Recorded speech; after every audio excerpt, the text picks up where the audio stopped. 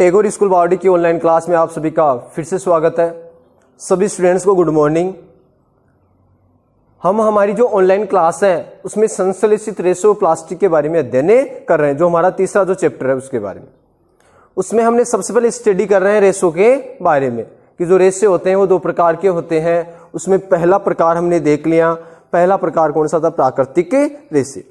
उसमें हमने स्टडी की कि इस प्रकार के जो रेशे होते हैं वो प्रकृति से प्राप्त होते हैं, या फिर कहने का मतलब है कि वे रेशे जो पेड़ पौधों से व जंतुओं से प्राप्त होते हैं वो सारे प्राकृतिक रेशे कहलाते हैं। उसमें एग्जाम्पल की हम बात करें, कपास है, ऊन है, ठीक है ना, रेशम है, ये सब किससे प्राप्त होते हैं? पादपों व जंतु से प्राप्त होते हैं। ठीक है, आज हम पढ़ेंगे उसके बाद में दूसरा प्रकार है वो संश्लेषित रेशे। दूसरा जो प्रकार है वो पढ़ेंगे आज संश्लेषित रेशे।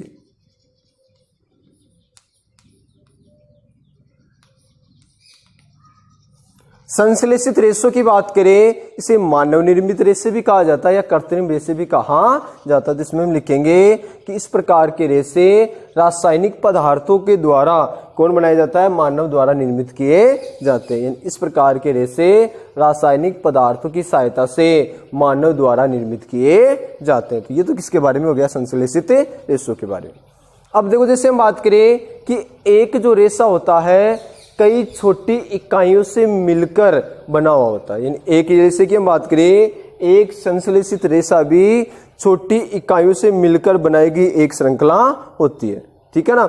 और देखो, जैसे हम बात करें कि ये छोटी इकाइयां आपस में, जैसे हम बात करें, प्रत्येक जो छोटी इकाई होती है वो एक रासायनिक पदार्थ से मिलकर बनी हुई होती है। प्रत्येक जो छोटी इकाई होती है वो एक रासायनिक पदार्थ से मिलकर बनी हुई होती है। और हम बात करें कि विभिन्न प्रकार की यानी कई छोटी छोटी इकाइयां आपस में मिलकर एक बड़ी एकक इकाई का निर्माण करती है। एक बड़ी एकक इकाई का क्या कर लेती है? निर्माण कर लेती है। ठीक है ना। और उसे क्या कहा जाता है? बहुलक या पॉलीमर कहा जाता है। तो हम लिखेंगे सबसे पहले संश्लेषित रेशों के बारे में कि इस प्रकार के रेशे किसके से बनाए जाते हैं? मानव द्वारा रासायनिक पदार्थों की सहायता से बनाया जाता है, या रासायनिक पदार्थों से इस प्रकार के रेशे बनाए जाते हैं। ठीक है ना। जिसमें लिखेंगे कि इस प्रकार के रेशे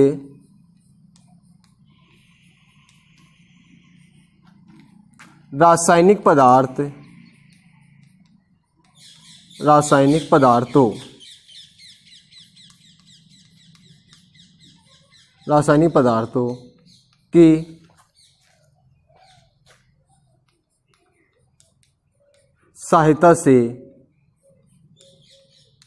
सहायता से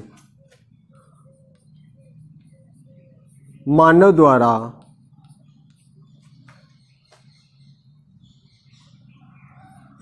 यहां पर लिख लेना, इस प्रकार के रेशे रासायनिक पदार्थों की सहायता से मानव द्वारा निर्मित किए जाते हैं। किसके द्वारा निर्मित किए जाते हैं? मानव द्वारा। इसलिए तो इन्हें मानव निर्मित रेशे बोलते हैं, या फिर ये बनाए जाते हैं इसलिए इन्हें कृत्रिम रेशे बोलते हैं। ठीक है। उसके बाद हम लिखेंगे कि एक संश्लेषित रेशा भी छोटी इकाइयों से मिलकर बना हुआ होता है, या छोटी इकाइयों को जोड़कर बनाई गई एक श्रृंखला है। तो हम लिखेंगे एक रेशा भी या एक संश्लेषित रेशा भी, एक संश्लेषित रेशा भी छोटी इकाइयों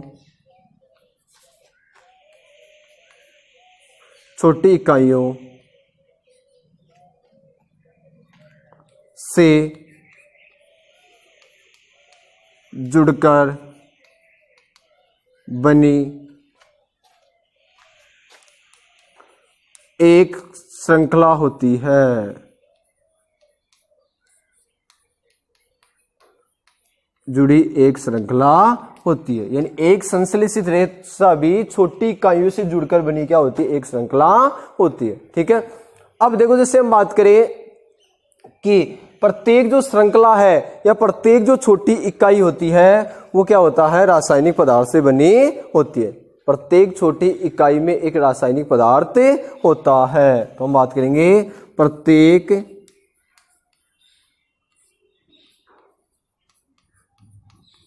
छोटी इकाई में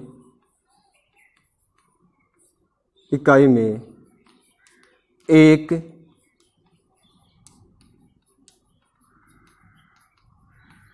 रासायनिक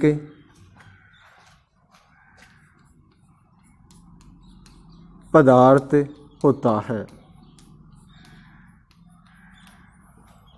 प्रत्येक जो छोटी इकाई होती है उसमें क्या होता है, रासायनिक पदार्थ होता है। ठीक है, अब देखो जैसे हम बात करें कि छोटी छोटी इकाइयां मिलकर, यानी कई छोटी छोटी इकाइयां मिलकर क्या बना लेती है, एकक बहुलक का निर्माण करती है। तो हम बात करें एकक इकाई का निर्माण कर लेती है, एक बड़ी एकल इकाई बना लेती है। तो हम लिखेंगे क्या कि इस प्रकार की अनेक छोटी इकाइयां मिलकर एक बड़ी एकल इकाई बनाते हैं। तो हम लिखेंगे, लाइन चेंज करके भी लिख सकते हैं कि इस प्रकार की अनेक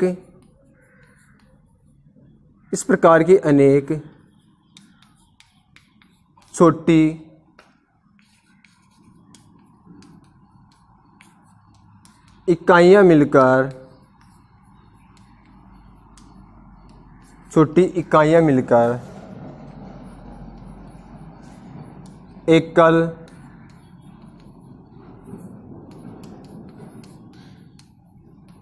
बड़ी इकाई का निर्माण करती है। किसका निर्माण करती है, बड़ी एकल इकाई का निर्माण करती है। ठीक है ना। अब देखो जैसे हम बात करें इससे बहुलक या क्या कहते हैं, पॉलीमर कहते हैं। तो हम लिख सकते हैं कि ये क्या कहलाती है, बहुलक या पॉलीमर कहलाती है। तो हम लिखेंगे यह बहुलक, एक मिनट सॉरी ये लिखना, यह बहुलक या पॉलीमर, बहुलक या पॉलीमर कहलाती है। इसे बहुलक भी बोल सकते हैं या फिर क्या भी कहा जा सकता है, पॉलीमर भी कहा जा सकता है। ये हो गया थोड़ा सा संश्लेषित रेशों के बारे में। संश्लेषित रेशे क्या है, तो इस प्रकार के रेशे रासायनिक पदार्थों की सहायता से मानव द्वारा निर्मित किए जाते हैं। रासायनिक पदार्थों से बने हुए होते हैं, लेकिन बनाए किसके द्वारा जाते हैं, मानव के द्वारा बनाए जाते हैं। फिर हम बात करें कि एक संश्लेषित रेशा भी छोटी इकाइयों से जुड़कर बनी एक श्रृंखला होती है। एक रेशा होता है उसमें छोटी छोटी इकाइयां होती है, उनसे जुड़कर बना होता है। ठीक है, और प्रत्येक छोटी इकाई में क्या होता है, एक रासायनिक पदार्थ होता है। कहने का मतलब बहुत से रासायनिक पदार्थ होंगे, आपस में मिलेंगे, तब क्या बनेगा, एक रेशा बनेगा। इस प्रकार की अनेक छोटी इकाइयां मिलकर एकल बड़ी इकाई का निर्माण करती है। ये क्या कहलाती है, बहुलक या पॉलीमर कहलाती है। तो इसे बहुलक बोल सकते हैं या पॉलीमर कहा जा सकता है। अब देखो नीचे नोट लगा के लिख सकते हैं कि प्रकृति में भी इसी प्रकार के पॉलीमर पाए जाते हैं। जैसे हम बात करें कि बहुलक प्रकृति में भी पाए जाते हैं, जैसे सेलुलोज जो ग्लूकोज का बहुलक है, ये ग्लूकोज द्वारा निर्मित होता है। ठीक है ना। तो हम लिखेंगे बहुलक प्रकृति में भी पाए जाते हैं। बहुलक प्रकृति में भी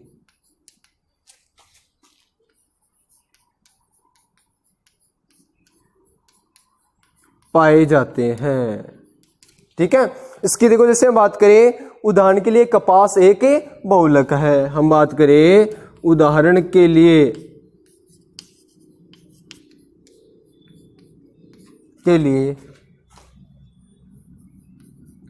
कपास एक बहुलक है। ठीक है ना। कपास क्या है, एक प्रकार का बहुलक है जो क्या कहलाता है, सेलुलोज कहलाता है। जो क्या है, सेलुलोज यानी सेलुलोज ही मान लो मुख्यतः। सेलुलोज से क्या बनता है, अधिकतर जो पादप होते हैं, कोशिका भित्ति होती है पादप की, वो किससे निर्मित बनी होती है, सेलुलोज से मिलकर बनी हुई होती है। जो सेलुलोज है एक बनेगा मतलब जो सेलुलोज कहलाता है।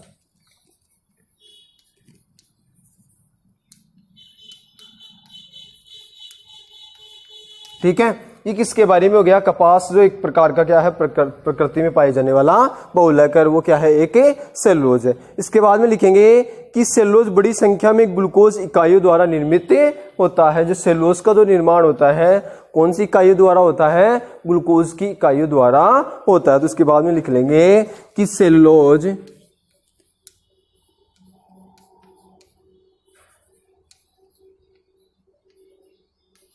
ठीक है, सेलुलोज बड़ी संख्या में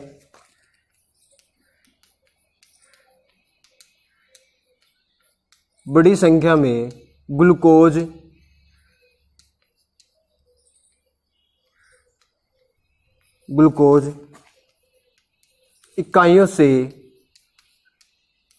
इकाइयों से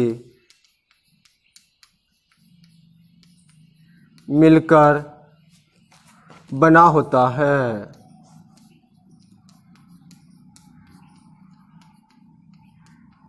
मिलकर बना होता है। ये किसके बारे में हो गया, थोड़ा सा प्राकृतिक जो बहुलक है या प्रकृति में पाई जाने वाला बहुलक, किसके बारे में, सेलुलोज के बारे में। ठीक है, हमने पढ़ लिया ये कि जो बहुलक प्रकृति में भी पाए जाते हैं। उदाहरण के लिए कपास एक बहुलक है जो किससे क्या कहलाता, सेलुलोज भी कहलाता है। और सेलुलोज बड़ी संख्या में ग्लूकोज इकाइयों से मिलकर बना होता है। बाकी का देखेंगे अगली क्लास में। आज के लिए इतना ही।